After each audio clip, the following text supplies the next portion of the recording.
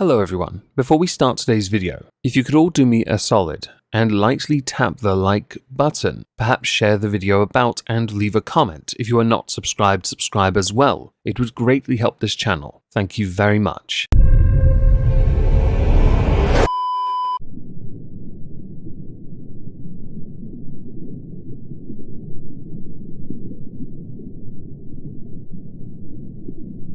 Well, isn't this just fantastic? Captain's log, subdates 220719.7. How on earth did things get 1 degree hotter? We're hardly anywhere near topside and nowhere near a tectonic edge. Has someone tampered with my environmental systems? Because I'm starting to think shenanigans are involved. Hello everyone, welcome back to another El Scorchio video. And by El Scorchio, by UK standards, it's bleeding warm. Warm enough that, again, we're doing this visual, sorry. But I really can't have my computer on all day. My room would turn into a hot box. Today we are going to talk about Amber Heard's attempts to try and change the outcome of her loss. The loss that many of you know about, to Johnny Depp. Consequences obviously felt. She is still going to be dealing with this for quite some time. The insurance company paying her settlement, no doubt. Yeah, this is going to get very spicy. What happens again if you don't pay it? Is it prison time? Do they have aircon? El Scorchio be defeated by aircon prison. The more notable thing that Amber Heard is trying to do at present is to have the verdict of the defamation trial thrown out and to have a retrial because the juror, one of them, 15, was deemed by the attorneys involved, defense, as illegitimate. Many of you pointed out in my last video on Amber Heard, and yes, I did read all these comments, that each and every juror was screened not just by the court but also by both legal teams, meaning they saw all the pertinent documents, they saw the people involved, which meant they knowingly still allowed this juror to take part. Responsibility is on you guys as much as it was on the courts. If there was a problem originally, the problem should have been brought up sooner. That is the argument. If there was a problem, it shouldn't have been waited until after a verdict had been already passed from the juror to the judge to you, along with all other consequences. Thank you to everyone, by the way, that told me this. I didn't know it, and I genuinely am very grateful that you had told me, so I can add this to this playlist as well, to ensure that all relevant information is known by all that watch them. So a judge who has been looking at these 3 motions that Amber Heard's legal team have filed has denied all of Amber Heard's motions to have the verdict thrown out and retried. The lawyers that represented Amber Heard filed a motion earlier this month on the grounds that the verdict that she defamed Johnny Depp was not supported by evidence. They also alleged that a juror had not been properly vetted and questioned whether the juror was even supposed to be allowed on the jury. Judge Penny Asgarati denied all of these post-trial requests on Wednesday. In a 43-page memorandum that many of you heard about in the last 2 videos, Amber Heard's lawyers argued that the verdict and the damages should be tossed out on the grounds that during the trial, Johnny proceeded solely on a defamation by implication theory, which abandoned any claims that Amber Heard's statements were actually false. Amber Heard has also said that she is unable to pay the $10.35 million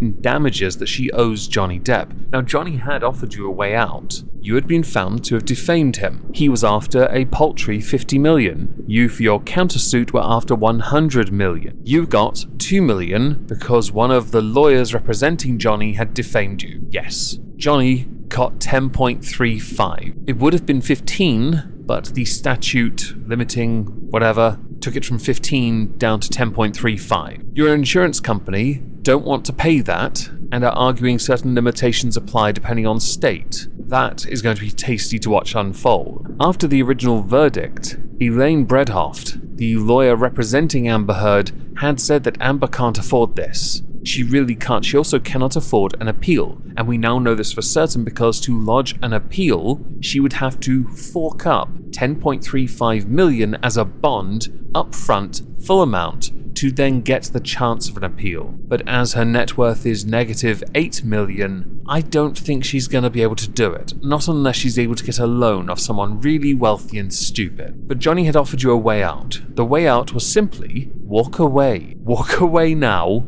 accept the L, go be a mother, continue your acting career, let's continue our lives, and you, in an interview, gave off not an iota of an impression that you felt any remorse, guilt, shame for your absolute lies. All of which were proven on the stand. You are still memed heavily for your performance on the stand, because your over-the-top reactions and gestures made you look like a complete and utter tool. So one of the motions casting doubt on the validity of the jury selection process pointed out that the juror identified as Juror 15, birth date was listed as 1945 in the court records, but the filing argued that Juror 15 was born later than 1945. Publicly available information demonstrates that they may have appeared to have been born in 1970, with them saying that the discrepancy raises the questions whether Juror 15 actually received a summons for jury duty and was properly vetted by the court to serve on the jury. It appears his identity could not have been verified. On the screen now is the court judgment from Judge Penny Ascarati, denying Amber Heard's motion. Here we have,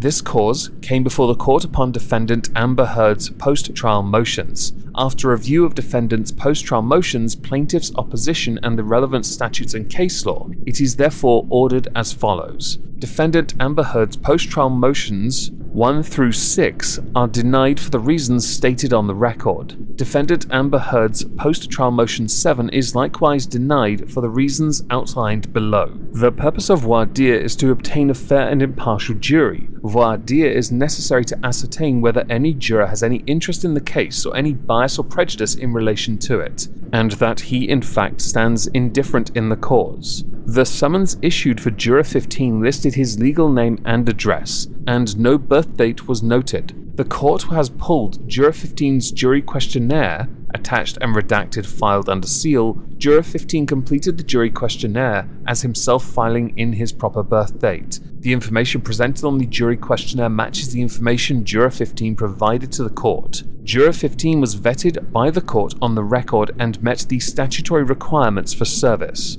The parties also questioned the jury panel for a full day and informed the court that the jury panel was acceptable. Therefore, due process was guaranteed and provided to all parties in this litigation. Voir dire was conducted in a fair and impartial manner, with the court and both parties examining the potential jurors. There is no evidence of fraud or wrongdoing. Further, the defendant was provided the jury list 5 days prior to the commencement of trial and knew or should have known about the mistake at any time during the 7-day pendency of this trial. She had every opportunity to object to or to voir dire on the issue. Parties must make objections at the time a ruling or order is made to put the court on notice that an issue is meant to be preserved. Despite defendant's assertion in footnote 9 of her motion, quote, any error in the information shown on such copy of the jury panel shall not be grounds for a mistrial or assignable as error on appeal, and the parties in the case shall be responsible for verifying the accuracy of such information. That quote is from Virginia Code. Consequently, defendant as well as plaintiff had an affirmative obligation to ensure the accuracy of the information provided for the jury panel. A party cannot wait until receiving an adverse verdict